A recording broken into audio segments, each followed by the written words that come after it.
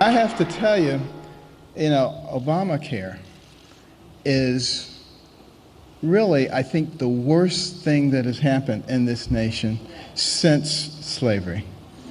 And it is, in a way, it is slavery, in a way, because it is making all of us subservient to the government.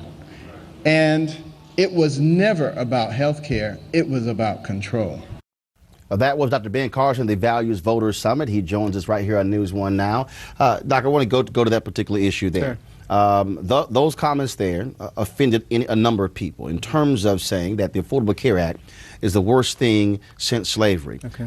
When we look at, obviously, the continuum in this country, when we look at Jim Crow, when we look at the things that took place, we look at the lynchings of black soldiers still in their uniforms, I think African Americans and others could come up with a whole lot of stuff that has happened in this country since slavery that would be considered more heinous than the Affordable Care Act. And when we think about even the idea of how heinous slavery was, do you regret making that comparison? And does that diminish the pain and the heartache that black folks and others endured between the period of slavery and today? Well, let me explain exactly what I meant by that. First of all, slavery is by far the worst thing that ever happened in this country. I fully understand that. I've had my roots traced back. I understand some of the incredible things that my ancestors went through. You know, some of them, a brother and a sister, were separated when they were like 6 and 8 years old. And they swore that they would find each other. It wasn't until they were in their 60s after slavery had ended. Just horrendous things. So I'm not trying to make light of slavery. What I'm trying to get people to understand is what is happening with a government program that takes control of the most important thing you have, which is your health.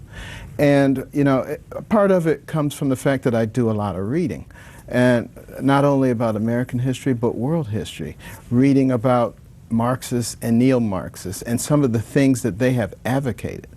And thinking about America and how to bring America under control. You go and read it for yourself. Don't take my word for it. They said one of the most important, if not the most important thing, is to make the people dependent. And the best way to make the people dependent is to take control of their health care. Well, when you talk about dependent, I mean, clearly it wasn't a question of slaves being dependent. But why even bring that up? Look, I've seen other folks who use slavery in their analogies, and the point I make is, you know what? Leave that alone. Leave that alone, because what happens is when we go there, then all of a sudden it brings other issues. It's just like when people say, oh, Obama is being like Hitler. Really?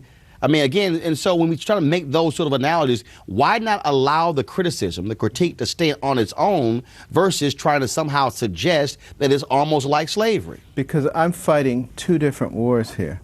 Not only the war of health care, and I have some ideals I hope we can discuss about how, in fact, to give everybody health care. I think is very important.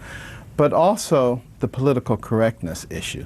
There's certain words, certain terms you're just not supposed to use, and when you use them, a bunch of people say, oh, he used that word, and they change the argument. The argument here is about our health care and our control, and whether we want to keep that control or do we want to turn it over to the government. It's the very thing that the founders of this nation were concerned about. And look, understand, but my whole point is, you know, I don't play the game of the word police, but for me, someone who, yes, read, who has studied, there are some things that I am not going to raise to the level of slavery.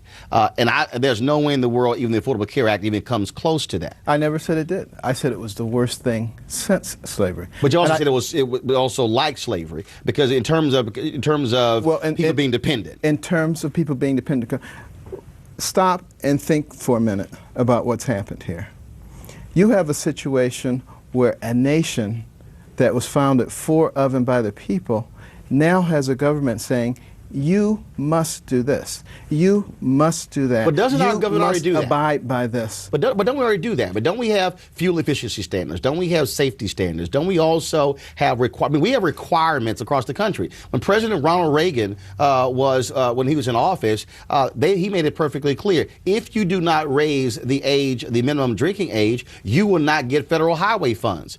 Every state across now it was, you have the choice not to take the federal highway funds, but if you're a state, you know doggone well you need federal highway funds in order to keep your roads straight. And so we've established national standards before. But those things don't even come close. Those things that you mentioned don't even come close to your health care, the most valuable thing you have. And when you put someone else in charge of that, you start a cascade of control that is the very thing that Saul Alinsky talked about, why he said that was number one. You had to gain control of people's health. I want people to understand that. But how's the government in control if you are able to go to Health Exchange or go to healthcare.gov to select a plan for you and your family, and then also what it does is establishes a level, a standard level, because look, we recognize that healthcare is the biggest cost moving forward in this country. You talked about debt,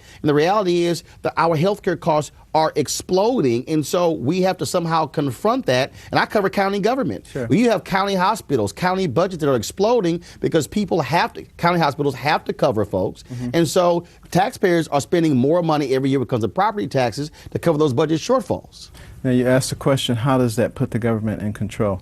When the government tells you, doesn't suggest to you, but tells you, you must do this or you will have this penalty about something that is the most important thing that you or your family control, and then takes the IRS and puts them in charge of enforcement, an agency that has the ability to come into your life and destroy it and cause you all kinds of financial problems.